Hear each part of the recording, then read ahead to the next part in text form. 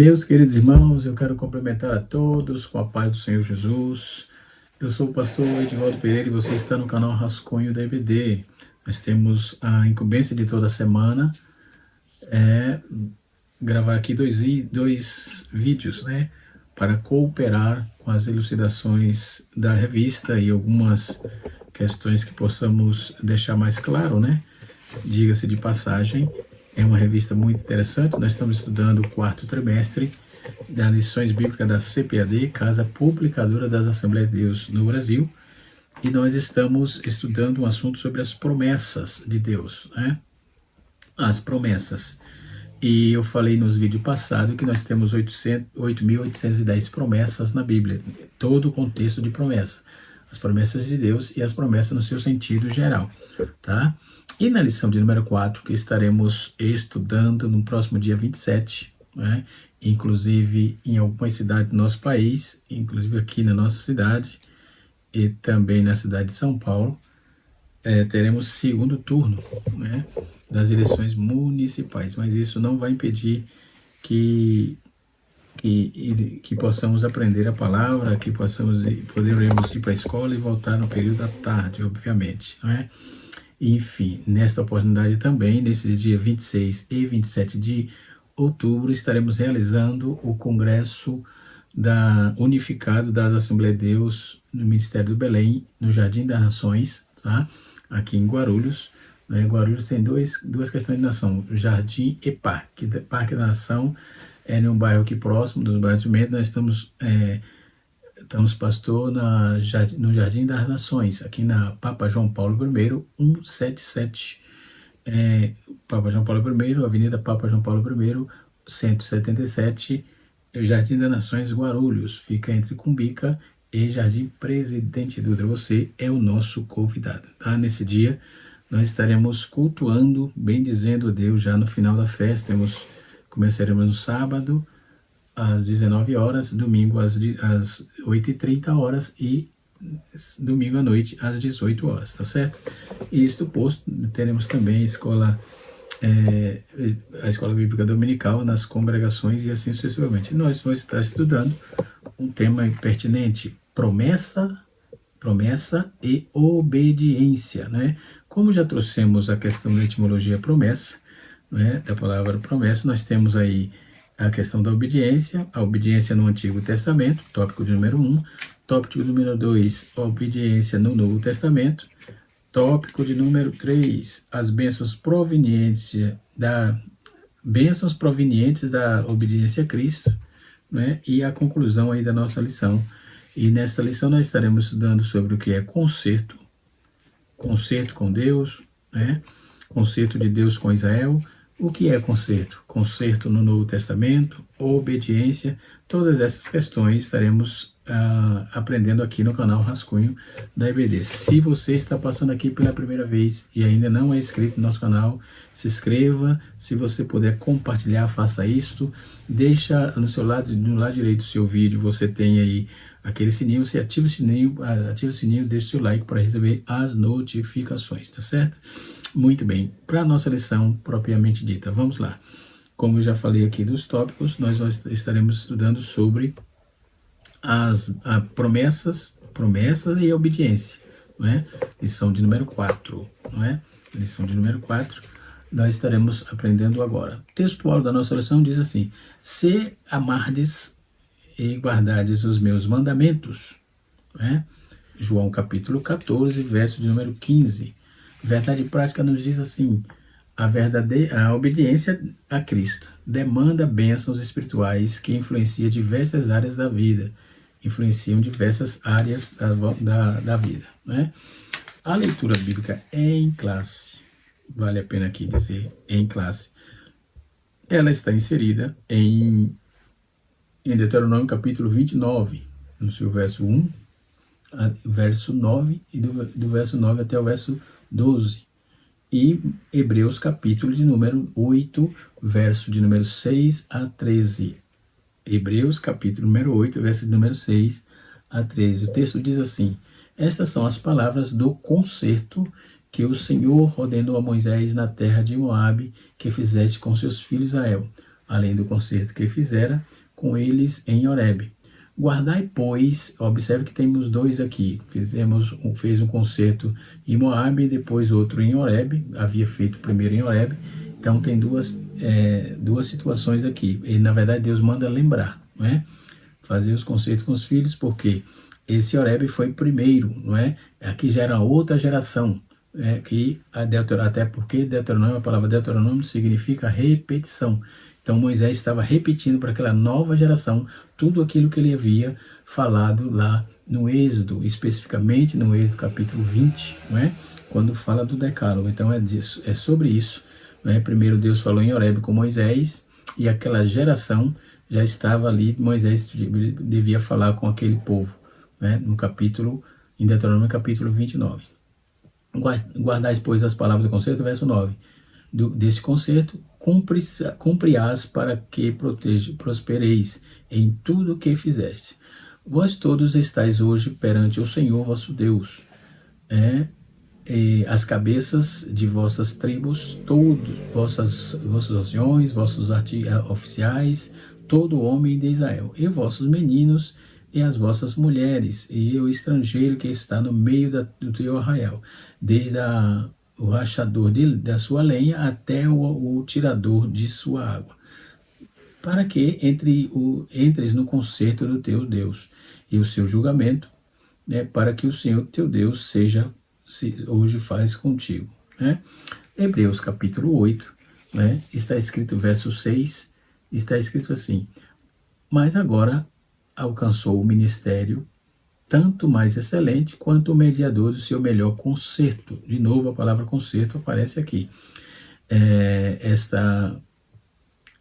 Está confirmado os melhores promessas, Versículo 7. Porque se aquele primeiro fora irrepreensível, nunca se teria buscado lugar para o segundo. Ou seja, havia algumas brechas ali que os homens propiciaram, Porque, arrependendo-os, disse-lhe: eis que virão dias, diz o Senhor, que a casa de Israel é a casa de Judá, estabelecerei um novo concerto, não segundo o concerto que fiz com os seus pais, no dia em que tomei pela mão, para os dias da terra do Egito, como não permanecerão naquele meu concerto, e eu para eles não atentei, diz o Senhor. Se não permanecer no concerto, vai ter dificuldade, porque este é o concerto que depois daqueles dias farei com a casa de Israel, diz o Senhor. Porei as minhas leis no seu entendimento e no seu coração as escreverei. Eu lhes serei por Deus e eles me serão por povo. E não ensinará nada a ao seu próximo, cada um ao seu próximo, nem cada um ao seu irmão, dizendo: conhece o Senhor, porque todos me conhecerão, desde o menor deles até o maior. Verso de número 12. Porque serei misericordioso para com as suas iniquidades e de seus pecados e de suas prevaricações, não me lembrei mais. Dizendo no novo concerto, envelheceu o primeiro. Ora, o que tornado velho se envelhece, perto está de acabar. Então, esse texto muito pertinente e interessante. Então, nós vamos ver aqui o concerto de Deus com o seu povo, o povo antigo, que mostra o princípio da obediência, Também está presente no novo concerto, vai refletir sobre as bênçãos de obediência a Cristo, A motivação pela qual, a sugestão de métodos, Desde a igreja do primeiro século, muitas questões foram levantadas a respeito do que realmente é preciso para obter a salvação. Por isso, sugerimos aí que vamos iniciar essa aula com uma reflexão. A graça nos isenta da obediência, da obediência, e a desobediência nos auxilia da graça, nos exclui da graça. Então, vamos concluir esse momento e vamos observar todas essas questões aqui no texto. Portanto, vamos para a nossa aula, propriamente dito. Primeiro ponto de partida, quando se fala de concerto, se fala de aliança, E o que é aliança? Aliança é pacto ou concerto. Em algumas traduções, por exemplo, um contrato ou acordo entre duas partes. No Antigo Testamento, nós temos a palavra hebraica berit, que é assim, é sempre assim traduzida com berit, que é derivado da raiz que significa cortar. Portanto, um pacto é um corte, né? Com referência ao corte ou divisão dos animais em duas partes, né? Então, as partes contratantes passam entre elas fazer uma aliança, conforme Gênesis capítulo 15 e Jeremias, no seu capítulo número 34, verso 18 a 19. No Novo Testamento, no grego, a palavra correspondente é diatek. Diatek, essa palavra é usada aí, primeiro, de um pacto ou aliança entre o homem e homem, Gênesis capítulo 21, verso 32, e entre a tribo e as nações, ou nações, entre tribos ou as nações. Isso vamos ver em 1 Samuel, capítulo 11, verso 1, Josué, capítulo número 9, versículos 6 a 15. Outro sim, ao entrar em um convento, por exemplo, Jeová era solene, chamado para testemunhar transação, não é? E vamos ver isso em Gênesis, capítulo número 31, verso 50. Né? Portanto, foi chamado de aliança do Senhor. Né? Então, 1 Samuel 28, capítulo 20, verso 8. Então, o pacto do casamento é chamado pacto de Deus, em Provérbios 2, versículo 17.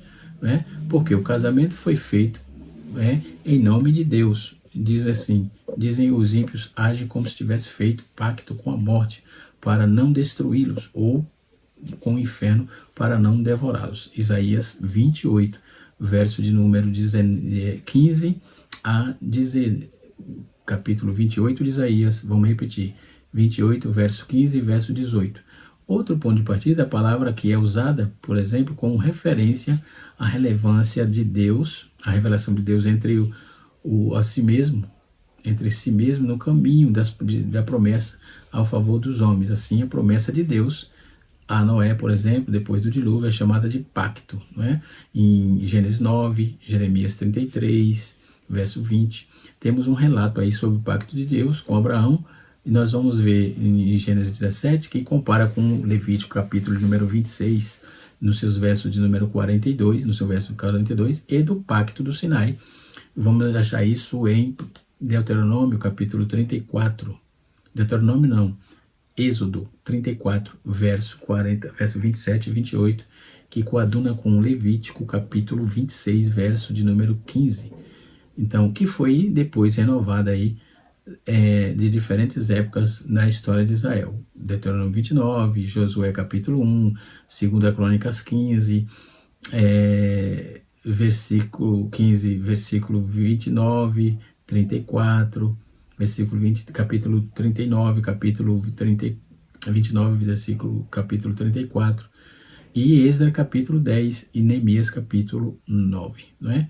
Em conformidade com o costume nono, diz que o pacto de Deus é confirmado com o juramento, Deuteronômio 4, verso 31, Salmos 89, verso 3, e acompanhado por um sinal de Gênesis 9, verso 17, por isso o pacto é chamado de conselho, juramento e promessa, tá? Então eles têm esse significado, aliança, pacto, conselho, juramento e promessa. Então a aliança de Deus consiste inteiramente na concessão das bênçãos de Deus, das bênçãos. E se formos ver Isaías capítulo 59, no seu verso 21, Jeremias capítulo 31, versículo 33 a 34. O termo pacto é também usado para designar a sucessão sucessão regular de dia e de noite. Jeremias 33, 20. O sábado, por exemplo, Êxodo capítulo 31, versículo 16. A circuncisão, entendeu? Que em geral, qualquer ordem de Deus, ela é um pacto, né? Vamos trabalhar em cima dessa proposta. Qualquer ordem de Deus, ordenança de Deus, né? No seu sentido geral, Jeremias 34, versículo de número 13 e 14. Por que dois textos? Porque é a base que temos para provar o que está escrito, né? O que ensinamos e assim sucessivamente. Então, aqui no canal nós somos puramente bíblicos, não é? E assim sucessivamente. A não ser que tenhamos meios, ou quando chega a hora de trazermos algumas intersecções de testemunho, ou que é muito raro, diga-se de passagem. Então, trabalhamos mais com o contexto bíblico, historiográfico também, e assim vai, né? Aliança, nós temos aí algumas alianças que foram feitas. A aliança do sal. Um dia da aliança do sal. O que significa? Isso é um pacto eterno, que no selamento de ratificação, do qual o sal, como emblema da plenitude, é usado lá em Êxodo, ou em Números, capítulo 19, capítulo 18, verso 19. Números 18, 19. Levítico capítulo 2, versículo 13, e 2 Crônicas, capítulo número 13, versículo de número 5. Né? Depois nós temos a aliança das obras, né? Tudo isso trazendo aqui sobre essa questão da aliança, porque a obediência, ela está em torno disso aqui. Você vai obedecer a aliança que Deus fez, né? Tanto no Antigo como no Novo Testamento. Né? A aliança das obras é a constituição sobre a qual Adão foi colocado em sua criação. Nesta aliança, primeiro, nós temos as partes contratantes, que era Deus, que é o governador moral. Nós temos Adão, que é um agente moral livre, que é um representante aí de toda a sua posteridade natural, Romanos capítulo 5, verso 12 a verso 19. E nós temos a promessa era vida, no caso, capítulo de número 19, versículo 16 e 17 do livro de Mateus. Nós temos Gálatas, capítulo 3, verso 12. Depois nós temos a condição era perfeita na obediência, perfeita é a obediência à lei. Então a prova desse caso aqui, para se abster de comer fruto da árvore do conhecimento, não é? E etc. Então a quarta, a penalidade da morte. Então essa aliança das obras estava pautada em cima desses 4 pilares aqui, né? Essa aliança também é chamada de aliança da natureza, que é feita como um homem em seu estado natural ou não caído, ou seja, um pecado de vida, por exemplo, porque vida era a promessa ligada à obediência. Então, um pacto legal porque exigia aí a perfeição, a perfeita obediência à lei. Tá? Então, a árvore da vida era um sinal externo e um selo daquela vida ou do que foi prometido no pacto. Portanto, é geralmente chamada de selo daquele pacto, né? Então, essa aliança, ela é anulada sobre o Evangelho na medida em que Cristo cumpriu todas as suas condições. Então, essa aliança das obras caiu por terra porque Jesus fechou cumprindo todas essas condições a favor do seu povo. Agora ele oferece a salvação sob condição de fé. No entanto, em favor, ou seja, entanto ela ainda está em vigor, pois repousa sobre a imutável justiça de Deus, e que é obrigatória para todos que não se refugiam em Cristo e aceitar a sua justiça. Né? Nós temos aí a aliança da graça também, né? Que é muito interessante. A aliança da graça é um plano eterno da redenção, assumido aí na pessoa da Trindade, né? E que é realizado pelas várias partes dele. Por exemplo, nele o Pai representa a divindade em sua obediência, em sua soberania indivisível, o Filho e o seu povo para a sua garantia. Nós vamos ver isso em João capítulo 17, verso número 4, verso 6, verso 9, Isaías capítulo de número 42, versículo 6, e Salmos 89, versículo de número 3, não é? Que vai fazer essa tratativa de forma muito interessante, né? As condições dessa aliança, ela foram feitas, primeiro, a parte do Pai, toda a preparação necessária ao Filho para a realização da sua obra, em Hebreus 10, capítulo 10, versículo 5, e Isaías 42, versículo de 1 a 7. Depois nós temos o apoio na obra no caso, né?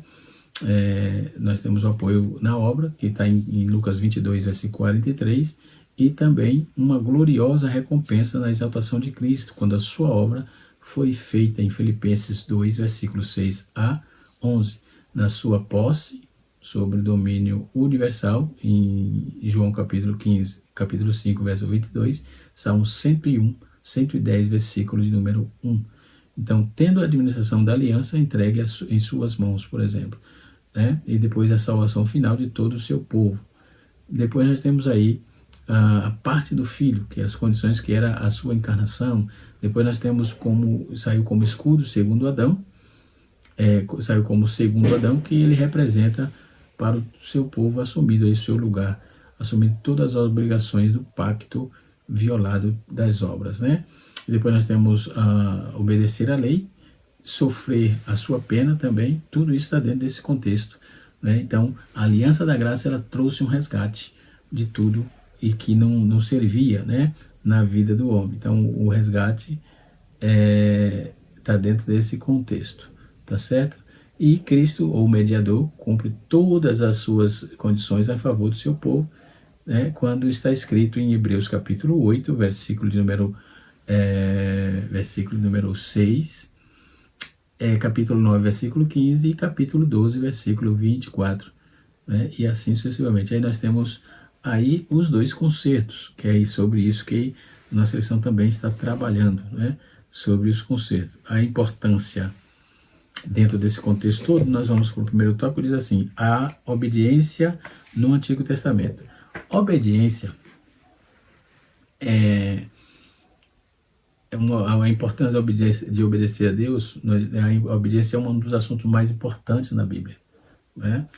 Ela obedecer a Deus implica colocar nossa fé nele. Jesus nos chama para ter uma vida de obediência para com ele mesmo, porque ele mesmo foi obediente ao Pai. Capítulo 2, versículo 8 de Filipenses. A obediência é abrir mão da nossa vontade pessoal para fazer a vontade do Pai em nossa vida. Para que isso aconteça, é necessário conhecer o Senhor e confiar que Ele fez e sempre fará o melhor para nós. Isto é a chave para o nosso crescimento e amadurecimento espiritual. Nós vamos ver isso em Salmos 37, verso 5. E quais os benefícios da obediência? Respondo agora. Em primeiro lugar, a base para a obediência deve ser o amor. E o amor a Cristo, a priori, né, considerando que Ele fez tudo por nós, pois o seu amor, Ele nos amou primeiro, sendo ainda nós pecadores, conforme está escrito em 1 João 4, verso 19. Né, e Romanos capítulo 5, verso de número 8. No entanto, a obediência traz as consequências práticas para aqueles que obedecem, traz uma vida longa, bem-sucedida, e nós vamos ver algumas dessas bênçãos aqui relacionadas, tá certo? A obediência a Deus nos traz prudentes, nos deixa prudentes e fortes. Mateus 7, versículo 24. A obediência a Deus nos deixa um legado. Capítulo 16, versículo 19 de Romanos. A obediência a Deus nos torna diferente no agir e na nossa forma de ser. Deuteronômio, ou Filipenses, capítulo 2, versículo de número 12 a 15. Somos abençoados por causa da obediência de Abraão, né? Capítulo 22, versículo 18. Tem uma promessa para quem obedece, tem uma promessa, né? A obediência traz bênçãos em nossa vida, conforme Deuteronômio 11, versículo número 13 e 14. Então, as consequências da desobediência já é um contraponto aí, uma contraposição, porque temos a história de Adão, de Eva, que mostra aí a desobediência a Deus, e percebemos que a desobediência não agrada a Deus. É muito sério isso. E eles ouviram a voz da serpente que nos enganou. Gênesis 3, versículo 5. Aqui vamos ver a primeira consequência da desobediência a Deus. A perda da intimidade com Deus, a vergonha e o medo. Isso é gerado por desobediência. A desobediência ela gera a perda da intimidade com Deus, gera vergonha e gera medo, né? Então, quais os exemplos para refletirmos em cima disso? Deus rejeitou a Saul depois de desobedecer. 1 Samuel 16, versículo 14. E a recomendação que Paulo faz aos que não obedecem, 2 Tessalonicenses 3, 14, haverá castigo por não obedecer o evangelho. Né? O profeta não obedeceu e foi ferido por um leão. 1 Reis, capítulo 20, verso 36. A não obediência trouxe a destruição de Israel, Deuteronômio 8, verso 20. Então, o preço da desobediência, por exemplo, de Jonas, capítulo 1, versículo 3 e 4, por exemplo, né? O exemplo bíblico da obediência de Noé. Noé fez exatamente como Deus tinha ordenado. Né? Então, Abraão esteja aí certo de que eu obedecerei e farei os seus descendentes tão numerosos como as estrelas do céu e como a areia do mar. Né? A sua desobediência conquistará a cidade que lhe for inimiga. Por meio dela todos os povos da terra serão abençoados porque você obedeceu. Gênesis capítulo de número 22, versículo 17 a 18.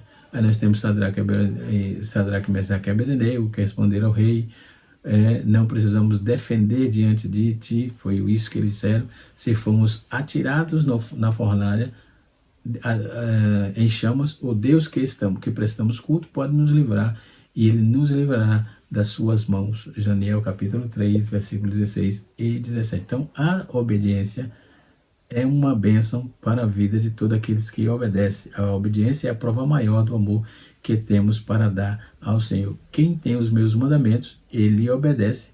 Esse é o que me ama. Aquele que me ama será abençoado por meu Pai, e eu também o amarei e revelarei a ele. João capítulo 14, verso 21.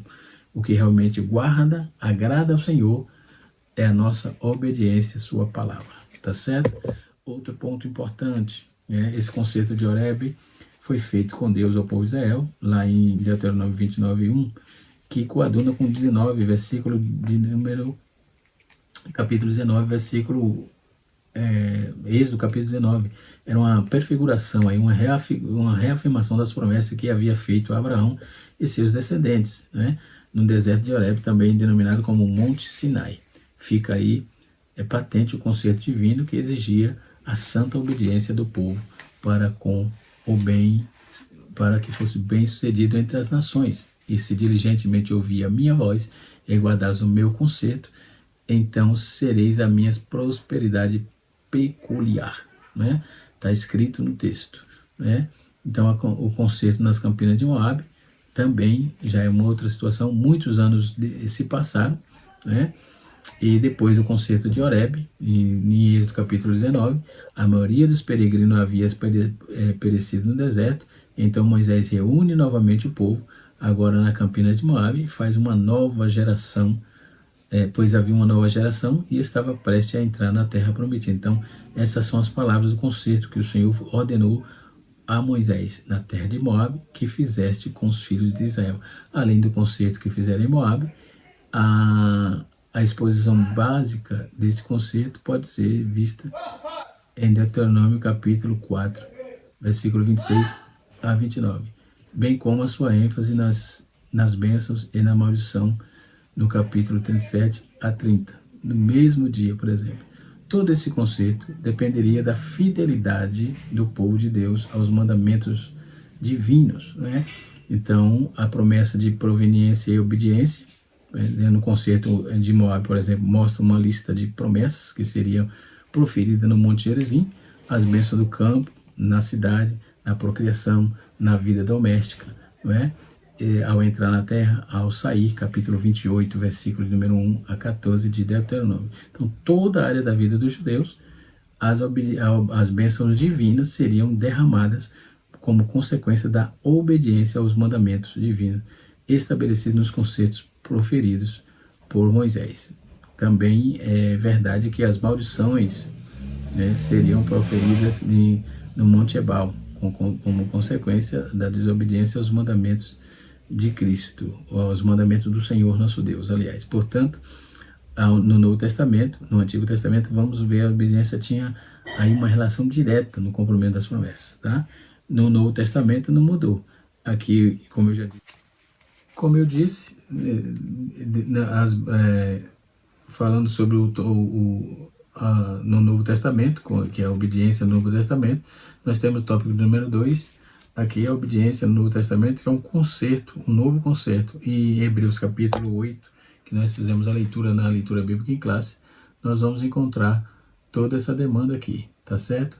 As condições para essa questão é obediência à lei, está escrito, condições do concerto: as minhas leis, obediência segundo a mesma passagem, nós vamos ver em Hebreus 8, versículo 8 a 10, que vai falar os mesmos elementos que são encontrados com referência ao novo concerto ou o testamento, exceto aí 4 tempos. Por exemplo, primeiro tempo, eis aí vem dias. Segundo tempo, o contraste, o Senhor na casa de Israel com a casa de Judá, que é Deus e o seu povo. Terceiro tempo, aí nós vamos ver o objetivo do concerto: eu serei o seu Deus e eles serão o meu povo, E o quarto tempo aí é as condições do conceito, as minhas leis, igual obediência. Então, porquanto, pois não se nota qualquer diferença entre os dois concertos, com exceção do tempo, né? No tempo do primeiro concerto, nós temos, no dia em que, primeiro tempo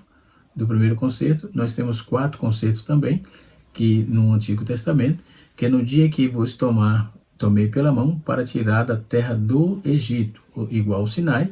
Nós temos o contraste, o Senhor na casa de Israel, que é a casa de Judá, que é o Deus e Israel, Deus e Israel.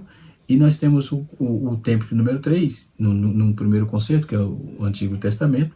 O objetivo do concerto, qual era o objetivo? Serei o seu Deus e eles serão o meu povo. Era uma igual a filiação que Deus estava trazendo para filiar aqueles que obedeciam. E o quarto tempo é o conceito do concerto, que é as minhas leis, está escrito obediência, né?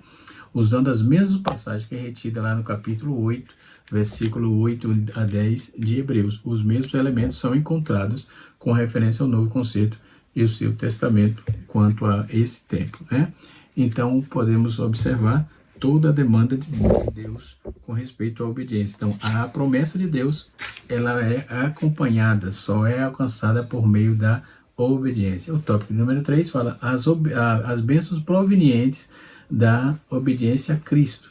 A bênção espiritual, justiça e paz, alegria no Espírito, tá certo? São essas aí as nossas a nossa contribuição para essa questão. Tem um novo conceito, Jeremias profetizou isso sobre o novo conceito. Em um tempo Deus faria um novo conceito, um melhor conceito com o seu povo. Jeremias 31, versículo 31 a 34. Nós vamos ver Hebreus capítulo 8, versículo número 8 a 12. Não é? E nós temos aqui na leitura bíblica em classe, do versículo 6 até o versículo 13. Não é? E assim sucessivamente. Que Deus em Cristo nos ajude, que Deus nos abençoe. O canal Rascunho DVD é ensinando para transformar vidas.